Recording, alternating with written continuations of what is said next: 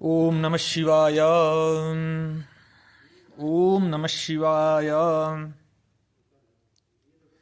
आज का क्यों कोई मनुष्य दुख पाता है, क्यों रोग आते हैं, ग्रह पीड़ाएं क्यों देते हैं, मन क्यों डगमगाता है? इसका उत्तर एक नहीं है, अनेक है।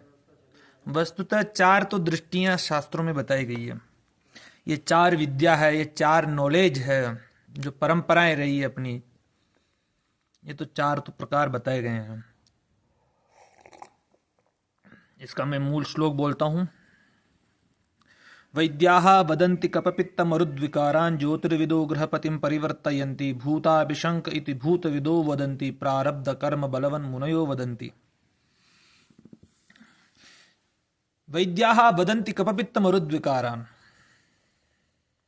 वैद्य की दृष्टि से देखे तो यानी कि वैद्य की दृष्टि रहती शरीर की दृष्टि, भौतिक जो शरीर है।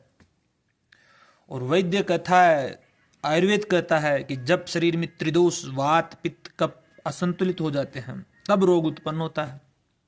अतः आहार, निद्रा और संयम यही स्वास्थ्य का आधार है। जैसे अग्नि अधिक हो जाए तो पित्त बढ़ता है, आलस्य से कफ बढ़ जाता है और चिंता से वायु। इसलिए संतुलन ही जीवन है आयुर्वेदिक की दृष्टि से। अब दूसरी दृष्टि आ गई ज्योतिष की, ज्योतिर्विद है, वो अपनी ग्रहों की दृष्टि से देखते हैं। ज्योतिषी कहते हैं ग्रह जब अपनी अशुभ दशा या अशुभ गोचर में आ जाते हैं तो वही देह में विकार और जीवन में उलझने बन जाते हैं। ज्योतिर्विदम ग्रहपतिम परिवर्तयन्ति, इसके 7.5 चल रही है। इसकी जन्म पत्रिका में विष योग बन रहा है, इसकी जन्म पत्रिका में काल सर्प योग बन रहा है। ये 7.5 योग का कर्मों का भार आ गया। राहु के काल में भ्रम और व्यसन, मंगल का प्रकोप में रक्त और क्रोध।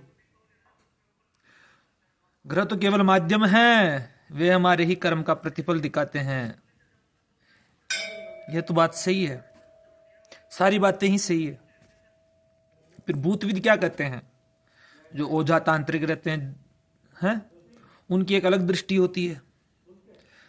कई बार न रोग होता है न ग्रह दोष होता है, सही कहूं तो, फिर भी मन व्यथित, घर में अशांति, नकारात्मक ऊर्जा होने लग जाती है। ये जो भूताभिशंग जो शब्द आया है ना, ये कहते हैं कि सूक्ष्म शक्तियों का प्रभाव हो गया है घर में आपके ऊपर। इनका निवारण केवल साधना है, जप है, हवन है, आत्मबल है। इन्हीं से इनका समाधान है, निवारण है। लेकिन मुनि लोग की भी एक दृष्टि है। प्रारब्ध कर्म बलवन मुनयो वदंती। कर्म और प्रारब्ध की दृष्टि से वह कहते हैं कि ये जो कुछ भी आपके जीवन में या इस संसार में जो घटना घट रही है, यह सब प्रारब्ध कर्म का ही परिणाम है। यह शरीर, यह ग्रह, यह परिस्थिति सब उसी कर्म के उपकरण है। कर्म अनिवार्य है, परंतु साधना और ज्ञान से उसका तीक्ष्ण प्रभाव क्षीण किया जा सकता है। तो यह ऋषि मुनि लोग कहते हैं।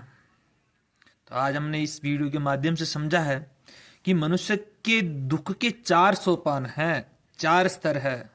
एक शारीरिक जो वैद्य बताते हैं, एक दैविक जो ग्रह बताते हैं, एक भौतिकातीत यानी कि शरीर से अतीत भूतकाल जो यानी कि एक परलोक है, उसको लिए जो ओझा लोग बताते हैं, एक कार्मिक जो ऋषि मुनि बताते हैं। और मैं इन चारों से कहूं, चारों के लिए तो वही व्यक्ति सबसे श्रेष्ठ है, सच्चा साधक वही है जो चारों को समझ करके साधे। मतलब कि आप जब हम चरक संहिता पढ़ते हैं, सुश्रुत संहिता पढ़ते हैं, तो उन आयुर्वेद के ग्रंथों के अंदर भी आपको ग्रह शांति दे रखी है। क्यों दे रखी है? आयुर्वेद के ग्रंथों के अंदर भी आपको भूताभिशंकों के जो ये जो भूत प्रेत आते हैं, इनको मिटाने के प्रयोग दे रखे। क्यों दे रखे हैं? प्राचीन भारत की जो चिकित्सीय प्रणाली थी वह भी विश्वास करती थी।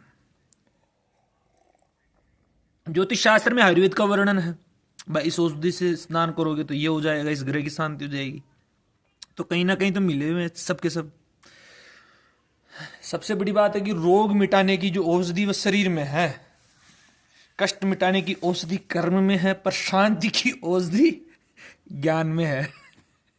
ज्ञानम परम बलम। धन्यवाद।